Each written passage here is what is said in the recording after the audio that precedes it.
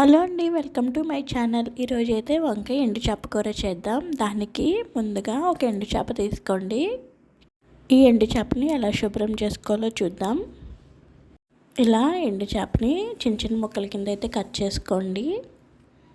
కొంతమందికి ఎండు చేప ఎలా శుభ్రం చేసుకోవాలో తెలియదండి, వాళ్ళకైతే యూజ్ అవుతుందండి.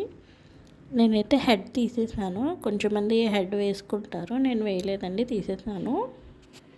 ఇలా కట్ చేసుకున్న ఎండు చేప ముక్కలకి సైడ్లో ఉన్న వింగ్స్ లాంటివి తీసేసి శుభ్రం చేసుకోండి. ఈలోపు ఒక గ్లాస్ వేడి నీళ్ళు అయితే పొయ్యి మీద పెట్టుకుని వాటర్ మరిగాక దించేసుకోండి. ఈ ఎండు చేప ముక్కల్ని 2 సార్లు నార్మల్ వాటర్లో వాష్ చేసుకోండి. రెండోసారి వాష్ చేసేటప్పుడు ఆ ముక్కలకి పైన ఇలా చాక్తో గీచుకుంటూ లైట్గా గీయండి. మరీ ఎక్కువగా వద్దు, ముక్కలు మెత్తగా అయిపోతాయి. అలా పైన శుభ్రం చేస్తూ వాటిని తీసుకెళ్ళి ఒకసారి వేడి నీటిలో అయితే వేసేయండి.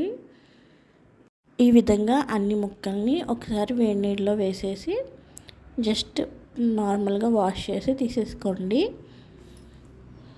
వేడి నీళ్ళలో కూడా ఎక్కువసేపు ఉంచదండి, జస్ట్ అలా కలిపి తీసేయండి. ముక్కలు అనేవి శుభ్రం అవుతాయి. తర్వాత పొయ్యి వెలిగించుకుని ఒక గిన్నె పెట్టుకుని అందులో ఒక 2 టేబుల్ స్పూన్ ఆయిల్ అయితే వేసుకోండి. మన ముక్కలను ఫ్రై చేసుకోవడం కోసం అందులో చిటికెడు పసుపు వేసుకోండి. పసుపు వేసుకోవడం వల్ల ముక్కలు అనేవి అంటుకోకుండా ఉంటాయి. ఇప్పుడు మనం శుభ్రం చేసుకున్న ఎండు చేప ముక్కలను అయితే ఈ ఆయిల్లో ఫ్రై చేసుకుందాం. ముక్కలు అనేవి విడిపోకుండా జాగ్రత్తగా ఫ్రై చేసుకోండి. మనం ఇలా ఫ్రై చేసుకోవడం వల్ల ముక్కలు అనేవి గట్టి పడతాయి, మనం కర్రీలో వేసుకున్నప్పుడు విడిపోకుండా ఉంటాయి. ఇదిగో ఈ విధంగా ఫ్రై చేసుకుని దించేసుకోండి. తర్వాత వంకాయలు, ఉల్లిపాయలు, పచ్చిమిరపకాయలు అయితే కట్ చేసుకుని పెట్టుకోండి. స్టవ్ వెలిగించుకుని గిన్నె పెట్టుకుని అందులో 4 స్పూన్స్ ఆయిల్ అయితే వేసుకోండి. ఆయిల్ వేడైన తర్వాత అందులో ఉల్లిపాయలు, పచ్చిమిరపకాయలు వేసుకుని బాగా ఫ్రై చేసుకోండి. ఒకసారి మూత పెట్టుకొని ఉల్లిపాయలు అనేవి బాగా మగ్గించుకోండి.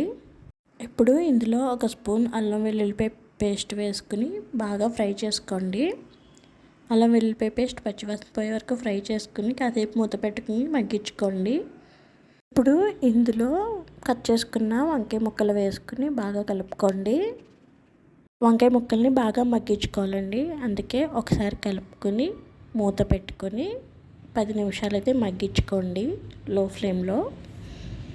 తర్వాత మూత తీసి కాసేపు కలుపుకోండి. ఇప్పుడు ఇందులో 1 స్పూన్ పసుపు వేసుకోండి, 2 టేబుల్ స్పూన్ ఉప్పు, 3 టేబుల్ స్పూన్ కారం అయితే వేసుకోండి. ముక్కలకి బాగా పట్టేలాగా బాగా కలుపుకొని మూత పెట్టుకుని మగ్గించుకోండి.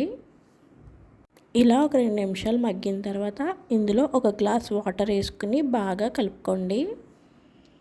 కలుపుకొని మూత పెట్టుకుని మగ్గించుకోండి. ఇప్పుడు ఇలా వాటర్ మరుగుతున్న టైంలో మనం వేపుకున్న ఎండు చేపలను అయితే అందులో వేసేసుకుందాం.